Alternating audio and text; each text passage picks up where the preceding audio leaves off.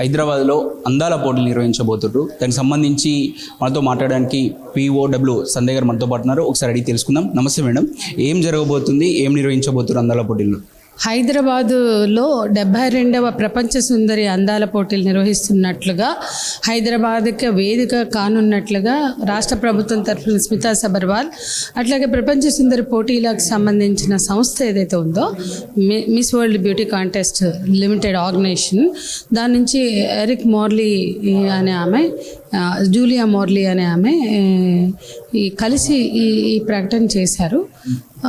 దీన్ని మేము తీవ్రంగా వ్యతిరేకిస్తున్నాం. గతంలో ఇప్పటికి 28 ఏళ్ల క్రితం 96లో కర్ణాటక బెంగళూరులో అమితాబ్ బచ్చన్ కార్పొరేషన్ కూడా నిర్వహించింది. అప్పుడు కూడా తీవ్ర నిరసనల మధ్యనే ఆ పోటీలు జరిగాయి.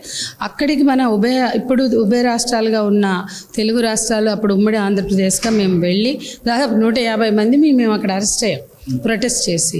ఇవాళ మన హైదరాబాద్లో పోరాటాల గడ్డ తెలంగాణ ప్రజల వారసత్వం, సాంస్కృతిక వారసత్వం ఎన్నో మాట్లాడతారు. పొద్దున్న లేస్తే బతుకమ్మ పండుగలు చేస్తారు, ఆ పండుగలు ఈ పండుగలు చేసుకుంటూ ఇది తెలంగాణ ప్రజల వారసత్వం అంటారు. కానీ వీళ్ళు తెలంగాణ పిండి వంటలు, తెలంగాణ చేనేతని ప్రమోట్ చేయడానికి దీన్ని మేము నిర్వహిస్తున్నాం అంటారు. ఇదంతా కూడా బుల్షిట్. ఎందుకంటే ప్రపంచ సుందరి పోటీలు ఎట్లా నడుస్తాయో స్మితా సబర్వాల్కి తెలియదేమో కానీ మాకందరికీ తెలుసు. ఫిలిప్పీన్స్లో జరిగినప్పుడు, దక్షిణాఫ్రికాలో జరిగినప్పుడు, వెనిజులా జరిగినప్పుడు అక్కడ అందాల రాణులు కిరీటాలు పెట్టుకోవడమే, అందాల రాణులపై కిరీటాలు పెట్టడమే కాదు, అక్కడ ప్రజల వ్యతిరేకత నిరసనలు కూడా జరిగాయి. మరి ఇవాళ అనేక దేశాల్లో నిరసనలు జరగకుండా ఎక్కడా కూడా అందాల పోటీలు జరగలే. అమెరికాలో సైతం, లండన్లో సైతం ప్రజలు నిరసన వ్యక్తం చేశారు. అటువంటిది తెలంగాణలో పోరాటాల గడ్డ, ఉద్యమాల కేంద్రం మన తెలంగాణ. ఎన్నో ప్రజాస్వామిక ఉద్యమాలకి, భూమి కోసం, భుక్తి కోసం, ప్రజల విముక్తి కోసం, హక్కుల కోసం, ప్రజాస్వామిక హక్కుల కోసం పోరాడినటువంటి గడ్డ మీద మహిళలకి పోరాట వారసత్వం ఉంది, పోరాట స్ఫూర్తి ఉంది. గతంలో కూడా అనేక పోరాటాలు నిర్వహించిన చరిత్ర ఉంది. ప్రజాస్వామిక ఉద్యమాలతో తెలంగాణ సాధించుకున్నటువంటి ఈ గడ్డ మీద మహిళల భాగస్వామ్యం కూడా ఉంది. ఇవాళ ఎవరి ఆకాంక్షలు, మనోభావాలు పట్టించుకోకుండా హైదరాబాద్ వేదిక కానుంది. మే 7 నుంచి మే 31 గ్రాండ్ ఫినాలే వరకు హైదరాబాద్లోనే నిర్వహిస్తాం. గర్వించాలి, తెలంగాణ ప్రజలు గర్వించాలి. 120 దేశాల నుండి అందాల భామలు వస్తున్నారు. ఇవాళ మొత్తం హైదరాబాదే మిస్ వరల్డ్కి వేదిక కానున్నది కాబట్టి ఇది గర్వించదగిన విషయంగా వాళ్ళు మాట్లాడుతున్నారు. ఇది మేము ప్రొటెస్ట్ చేస్తాం. ఖచ్చితంగా దీన్ని వెనక్కి తీసుకోవాలనేది మేము డిమాండ్ చేస్తున్నాం.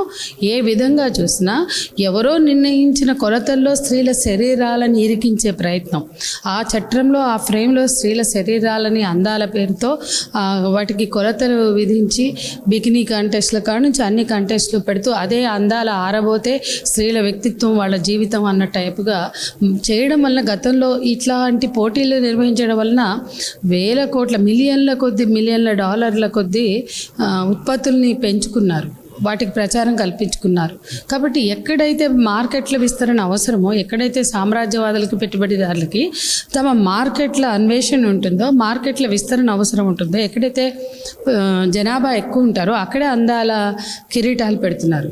అయితే మార్కెట్ విస్తరణ ఎక్కడ అవసరమో అక్కడ అందం తేలుతుంది, అందాన్ని గుర్తిస్తారు, కిరీటాలు పెడతారు.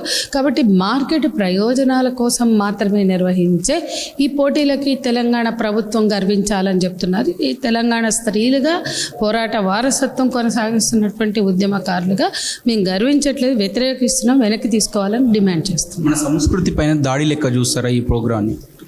మన సంస్కృతి అని కాదు, కాకపోతే భారతీయ సంస్కృతి, హిందూ సంస్కృతి అని పొద్దున్న లేస్తే చెత్త మాట్లాడే హిందుత్వం గురించి మాట్లాడే భారతీయ జనతా పార్టీ, బీజేపీ కానీ లేదా భారతీయ పాలకులు కానీ ఈ పోటీలను ఎట్లా అవమానిస్తున్నారు? ఇది హైదరాబాదు, తెలంగాణ నిర్ణయిస్తే అవ్వదు. భారతదేశంలో వాళ్ళు నిర్వహించడానికి అనుమతి పొందారు 28 ఏళ్ల తర్వాత. కాబట్టి గతంలో కాంగ్రెస్ పాలనలో వ్యతిరేకించిన వాళ్ళు ఇవాళ బీజేపీ బీజేపీ, భారతదేశంలో బీజేపీ హిందూ ధర్మం సంస్కృతి పరిరక్షకులు కానీ పొద్దున్న లేస్తే పోజగొట్టేటువంటి వీళ్ళు ఏ రకంగా అందాల పోటీలని, అది కూడా ఒక బ్రిటిష్ అమెరికన్ కంపెనీలు నిర్వహించేటువంటి పోటీలని ప్రజల మీద రుద్దుతున్నారని మేము అడుగుతున్నాం. భారతీయ సంస్కృతిలో భాగంగా భావిస్తున్నారా? ఆ బికినీ కంటెస్ట్లు, అందాల ఆరబోతలు, ఆ శరీర అవయవాల ప్రదర్శనలు ఇవన్నీ భారతీయ సంస్కృతిగా భావిస్తున్నారా, లేకపోతే హిందూ సంస్కృతిగా భావిస్తున్నారు? ఏ విధంగా పొద్దున్న లేస్తే హిందూ సంస్కృతి అని సొల్లు మాట్లాడే భారతీయ పాలకులు వీటిని ఆమోదిస్తున్నారు, అంగీకరిస్తున్నారు? భారతదేశంలో ఎట్లా ఎలవ్ చేస్తున్నారు? ముందు కేంద్రంలో ఉన్న బీజేపీ ప్రభుత్వం బాధ్యత వహించాలి, ఆ తర్వాత మన హైదరాబాద్ వేదిక కాబట్టి తెలంగాణ ప్రభుత్వం బాధ్యత వహించాలి. ఈ రెండు పార్టీలు కూడా దీనికి జవాబు చెప్పాలనేది మేము కోరుతున్నాం. మన కట్టు అంటే చీర అని చూసుకుంటాం, మహిళలకు ఒక చిహ్నంగా చూసుకుంటాం. అలాంటి కల్చర్కు దూరం చేసే ప్రయత్నం అనుకుంటారు. ఇది కట్టుబొట్టు గురించి కాదండి. వాళ్ళు ఏమన్నా చీరలు కట్టుకుని ఊరేగితే అది అలా కూడా అసలు స్త్రీల శరీరాలకు అందాలు, ఆ కొలతలు, అందాల పోటీలే పెట్టద్దు. స్త్రీల వ్యక్తిత్వాలను గౌరవించాలి. ఆ స్త్రీలకు సంబంధించి పోరాటాల చరిత్ర ఉంది. స్త్రీలు ఈ దేశంలో అనేక సాంస్కృతిక వారసత్వానికి కొనసాగింపుగా ఉన్నారు. కాబట్టి స్త్రీలు అనగానే అందాల ఆరబోత, స్త్రీలు అనగానే పౌరాణిక కాలం నుంచి స్త్రీలని అవయవాల అంగాంగ వర్ణనలు, అవయవాల ప్రదర్శనలే ఉంది. నాటి నుండి నేటి వరకు కూడా ఇప్పటి వరకు ఉన్న ఫ్యూడల్ సంస్కృతి లేదా ప్రబంధ కావ్యాల నిండా, పురాణాల నిండా స్త్రీల అవయవాల వర్ణనలే, అంగాంగ వర్ణనలే. మళ్ళీ అవే ఇవాళ పెట్టుబడిదారి పాశ్చాత్య సంస్కృతి కూడా ముందుకు తీసుకొస్తుంది. కాబట్టి మార్కెట్ సంస్కృతి అయినా, పురాణ సంస్కృతి అయినా స్త్రీల అందాలని మాత్రమే గుర్తించి, అవయవాలని మాత్రమే గుర్తించి, స్త్రీల శారీరక సౌందర్యాన్ని మాత్రమే మాట్లాడతారు తప్ప మానసిక సౌందర్యం గురించి మాట్లాడరు. కాబట్టి ఇక్కడ కట్టుబొట్టు గురించి వచ్చిన సమస్య కాదు, స్త్రీల వ్యక్తిత్వానికి ఇది వ్యతిరేకమని మేము చెప్పదలుచుకున్నాం.